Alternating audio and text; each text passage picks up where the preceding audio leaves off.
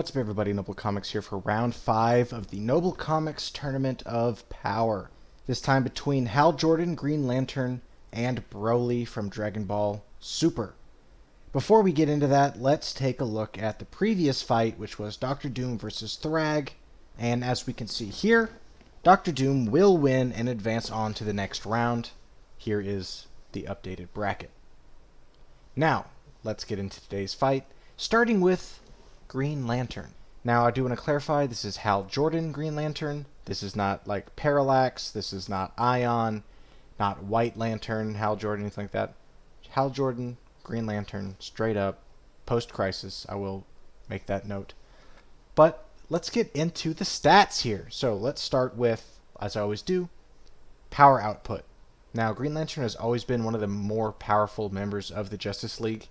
He's probably not quite on Superman's level when it comes to output, but he's at least up there and can be scaled to Superman. We've seen Green Lantern draw blood from Superman before. We've seen Green Lantern fight people like Doomsday, like Darkseid, like Wonder Woman, like Sinestro, who is hosting Parallax, the actual entity of fear, and just regular Green Lantern's able to go toe-to-toe with him. We've seen him fight Larfleeze, who's one of the most powerful Lanterns out there. And most notably, I think one of his higher end feats altogether was the fact that he was able to overpower his own lantern ring and fight Kronos, a corrupted guardian of the universe. Now, if you don't know what that means, like the Green Lantern rings work off of willpower, and they're not allowed to harm the guardians of the universe. However, Hal Jordan's willpower was strong enough to overcome the ring itself, which is like infinity willpower. So his will was strong enough to overpower that and then fight Kronos. And the Guardians of the Universe are definitely universe-level enemies, and so that's a huge power feat for him. Not to mention fighting like entire Lantern Corps members at a time, fighting somebody like the Black Hand. He's definitely proven himself as a powerful combatant. And again, a lot of his are Lantern-based, like, Red Lantern, or like a Red Lantern-possessed Supergirl restraining her, fighting her. The guy's obviously got power output. When it comes to defenses as well, obviously super high also. His Green Lantern ring can generate shields and force fields. He's been seen, encasing the entire Earth against an army of Kryptonians before they do eventually shatter through it. His force fields have taken hits from people like Superman, Darkseid, again, Yellow Lanterns, things like that. He's taken hits from from Wonder Woman. He's taken some huge hits and been able to hold it up. We've also seen him take hits from people like Superboy Prime, whose punches can shatter reality. And he does scale above other Lanterns. For example, Kyle Rayner was able to use his ring to hold back a Big Bang. And Hal Jordan's willpower is above Kyle Rayner's because his is the highest of the entire core, if not the entire universe. So I think it's safe to say that he could do that as well. And I think that scaling could be used for other feats as well. The fact that there's been Lanterns who have created entire solar systems, I would say that that's absolutely within Hal Jordan's purview as an ability that he can do. So, super high power output, super high durability. Speed-wise, he can fly faster than the speed of light, but I don't think we've seen any real combat speed feats other than just the fights that he's had and fighting other super speed opponents. But his combat speed's definitely faster than light, and his reaction speed should be very high as well. When it comes to fighting skills, I don't think there's anything about Green Lantern that makes him any sort of fighting martial artist, but there doesn't really need to be, because his ring really does the fighting for him, and his constructs do the fighting for him. And it's really, whatever he can imagine, he can create, and he can create some pretty badass stuff. So I don't think fighting skill is really going to come into play that much. Intelligence-wise, he is pretty smart. He's not like a genius or anything. And he is a little rash, a little cocky, which can get him into trouble sometimes. But he's definitely like no fool. Another thing to mention is that Green Lantern, again, Hal Jordan has such high willpower that he can become like the living embodiment of will itself. And we've seen him do some pretty insane stuff. Again, not just blocking hits from people like Darkseid, but he was able to destroy the entire war world, which is like a Death Star pretty much that Mongol controls usually. And that's a pretty big feat, being able to destroy that. And in this form, he also wipes out Sinestro easily. And it said that his power output was like that of a supernova. So I think his power is definitely high, especially when he's in this form of like, living embodiment of willpower.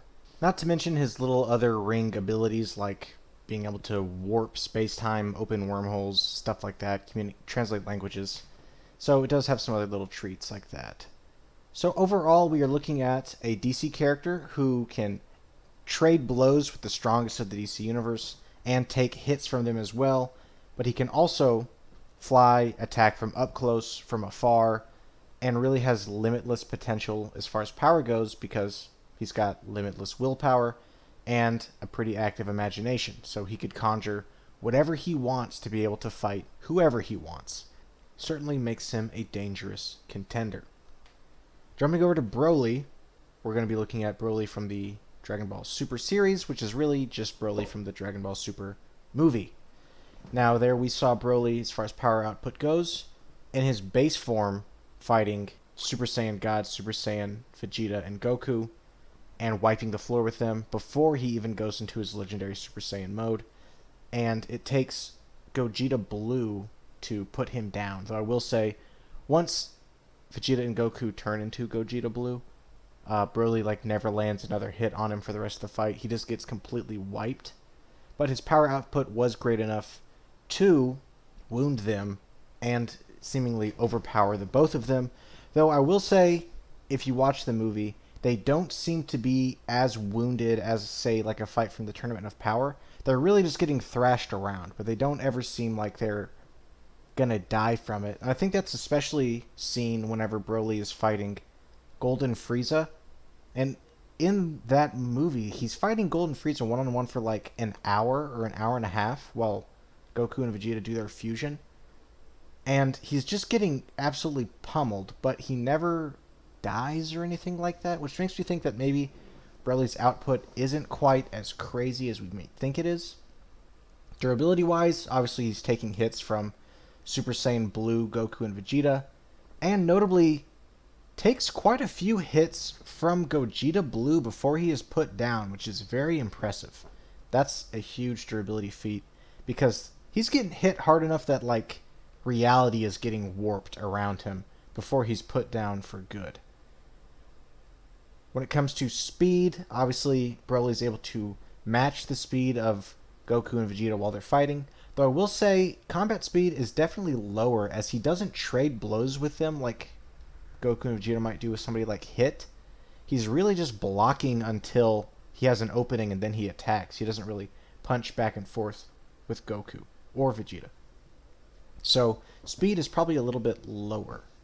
When it comes to intelligence, he's not that smart. He seems mostly mindless. He is definitely intelligent because he is learning abilities and getting stronger and adapting throughout the fight. Combat skill, he is no martial artist. He's more of a grappler or brawler, though it is more than enough to contend with Goku and Vegeta here, as his pure strength is seeming to overpower them.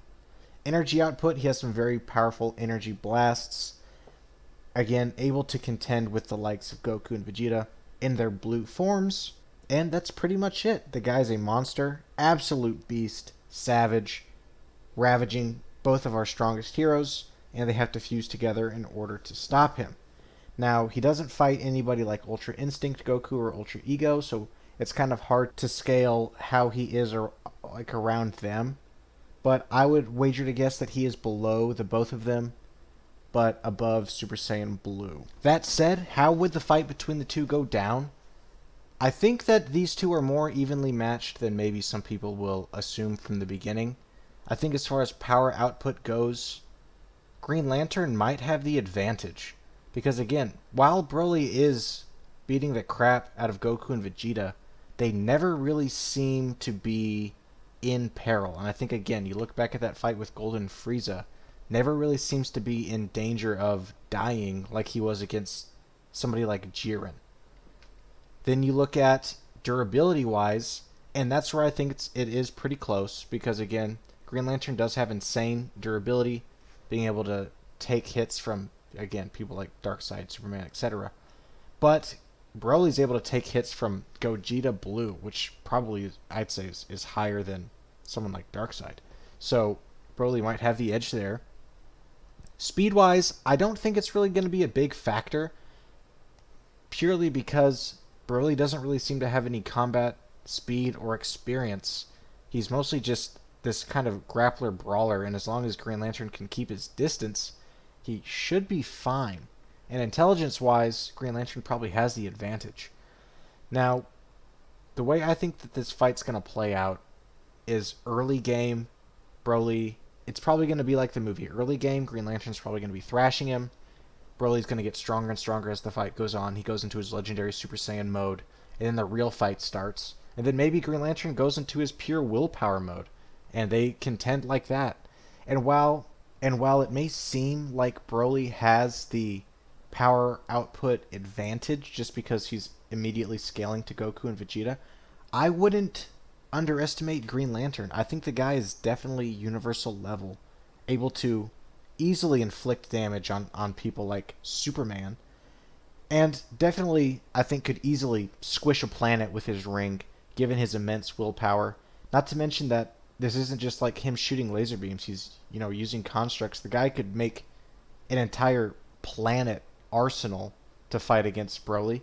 And I think that Green Lantern has the advantage here. Again, not to mention his other weird abilities like space-time manipulation, wormhole generation, which could just remove Broly from the battlefield, even though that doesn't really count as a win. But I think that the potential's there, and I think Green Lantern is smart enough, he's versatile enough, that I think he could put Broly down potentially. But let me know what you guys think. I'll see you in the next video.